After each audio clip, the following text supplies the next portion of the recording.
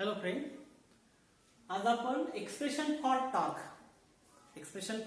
Torque in terms of moment of inertia हे expression पाहणार आहोत. आणि या टॉर्कलाच काय म्हणतो आपण? This torque is a moment of force. This torque is also called as moment of force. Formula काय असतो टॉर्कचा? टॉर्क इज इक्वल टू, हा फॉर्म्युला माहित असला पाहिजे, आर मल्टिप्लाय बाय एफ. हा एफ ची किंमत आपल्याला माहित असली पाहिजे according to Newton second law, M into A. फार सोपा आहे एक्सप्रेशन, शॉर्ट मध्ये आपण बघू. This is called as moment of force. Moment of force कसला आपण? R multiply by F. R ची किंमत जर आपण ठेवली मास इंटू एक्सेलरेशन, आणि R multiply by mass into acceleration ची किंमत काय असते? R alpha. ही किंमत जर ठेवली तर पहा एम आर स्क्वेअर अल्फा. म्हणजे आपल्याला शॉर्ट मध्ये समजलं this is the M R square म्हणजे काय? I is alpha. म्हणजे आपल्याला हे एक्सप्रेशन मिळवायचं आहे कोणतं? Tau is equal to I alpha. आपण शॉर्ट स्टोरी बघितली. ओके, हा फॉर्म्युला माहित असला पाहिजे. नंतर एफ ची किंमत ठेवायची एम ए ची किंमत ठेवायची आर अल्फा, आणि शेवटी आपलं एम आर स्क्वेअर म्हणजे काय? आय. ही शॉर्ट स्टोरी आहे. असंच एक्सप्रेशन आपण बघणार आहोत. This is the expression for torque or moment of force. Okay, consider. आता एक्सप्रेशन बघायचं आपल्याला, एक बॉडी घ्यायची. Consider a rigid body of mass M. Consider a rigid body of mass M is rotating about an axis with constant angular acceleration alpha. काय म्हटलं आपण? Consider a rigid body of mass m is rotating about an axis with constant angular acceleration alpha. म्हणजे all particles have same angular acceleration. Okay, let m1, the body consists of n particle. Let the body let m1, m2, m3 dash mn be the masses of particle having distances r1, r2, r3 dash rn from axis of rotation respectively. Body मध्ये n particle आहे. बॉडीच्या पार्टिकलचं मास m1, m2, m3 dash mn आहे, and having distances r1, r2, r3, rn from axis of rotation respectively. Okay, त्याच्यानंतर all the particles have same angular acceleration. आता आपण काय करू की प्रत्येक पार्टिकलवर काय ऍक्ट होऊन राहिला? इथं टॉर्क ऍक्ट होऊन राहिला. काय होऊन राहिला या ठिकाणी? Torque. Torque acting on first particle. आपण एका पार्टिकलवरचा टॉर्क काढू. Torque acting on first particle. सुरुवात काय करणार आपण इथं? Torque acting on first particle is. Torque acting on first particle. The formula of torque is equal to, काय फॉर्म्युला आहे? R multiply by F. First particle असल्यामुळे suffix मध्ये आपण काय घेणार? तर 1. सुरुवात काय केली आपण? Torque acting on first particle is. Formula आपल्याला आला पाहिजे. टॉर्क इज इक्वल, हा फॉर्म्युला माहिती असायची एक्सप्रेशन टाका सोबत जाते. Torque is equal to R1 cross F1. तर या F1 कडे पाहिलं की आपल्याला एक फॉर्म्युला आठवतो. We know F is equal to, काय फॉर्म्युला माहिती आहे? F चा फॉर्म्युला आपण बऱ्याच त्याच्यापासून लिहिलेला आहे according to second law of motion. F is equal to mass into acceleration. First particle असल्यामुळे m1 a1.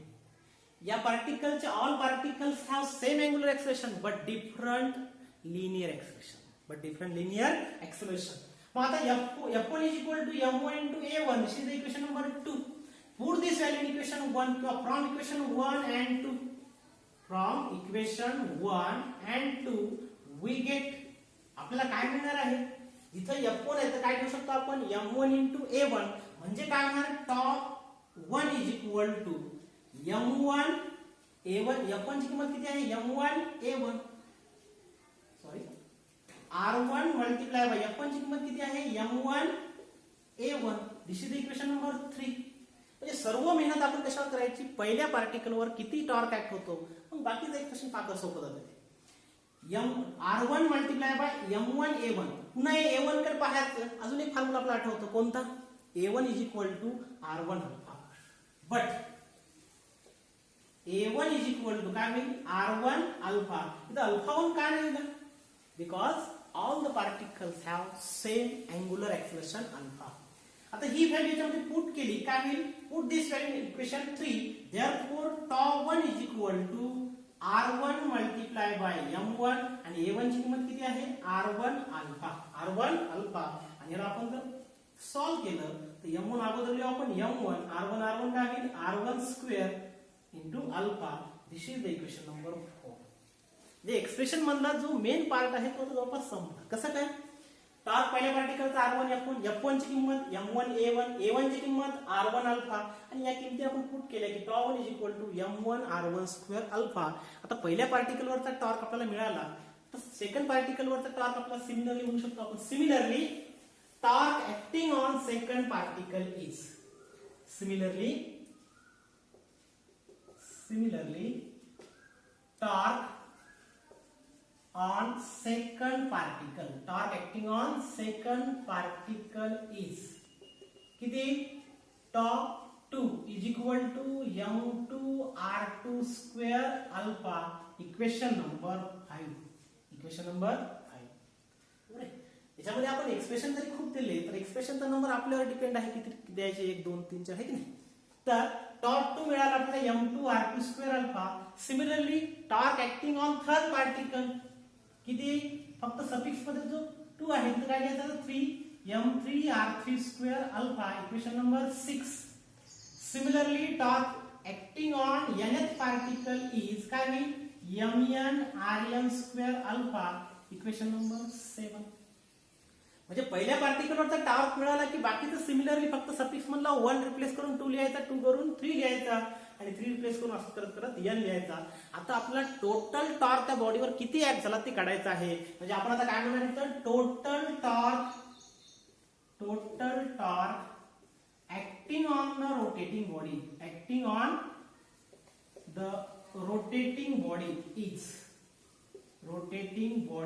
इज काय सांगता येईल या बॉडीवरचा torque τ is equal to τ1 plus τ2 plus τ3 okay dash τn. म्हणजे आपल्याला जर या ठिकाणी टॉर्क जर काढायचा असेल टोटल टॉर्क तर आपल्याला काय करायला लागेल τ is equal to τ1 plus τ2 plus τ3 dash τn.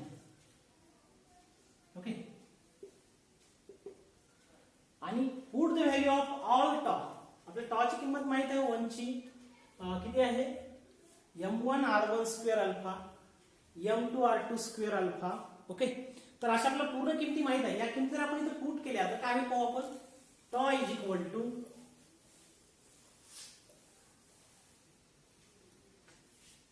τ1 ची किंमत किती आहे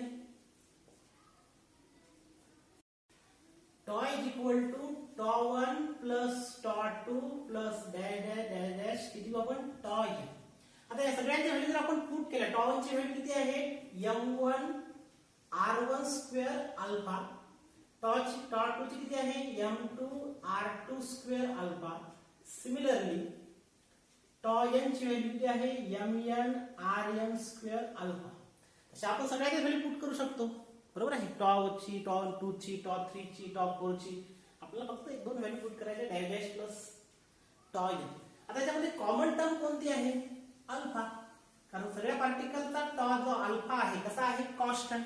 कारण body rotating about an axis with constant angular acceleration alpha but different linear acceleration A. Okay तर m1 r1 स्क्वेअर काय राहील ब्रॅकेट मध्ये plus m2 r2 square dash mn rn square आणि ब्रॅकेटच्या बाहेर कॉन्स्टंट टर्म कॉमन टर्म कोणती आहे alpha. But this bracket is called as a summation of I is equal to n to n is equal to पहा formula m1 r1 square m2 r2 square dash mn rn square. This bracket is called as moment of inertia. It is the algebraic sum of product of mass of each particle and square of distance from axis of rotation. Okay. तर या bracket साठी आपण काय put करू शकतो I this is called as the moment of inertia. म्हणजे आपले expression काय होईल τ is equal to for this bracket I आणि ब्रॅकेटच्या बाहेर काय आहे alpha. This is the expression for torque. This is the expression for torque in terms of moment of inertia. म्हणजे आपण इथे लिहू शकतो this is the expression for torque.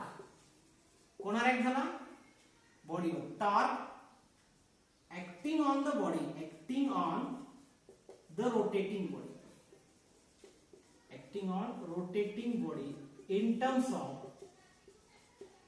terms of moment of inertia, in terms of moment of inertia. This torque is also called as moment of force, moment of force. Okay, तर असे हे आपलं expression आहे कशाचं, टॉर्कचं. Okay, thank you.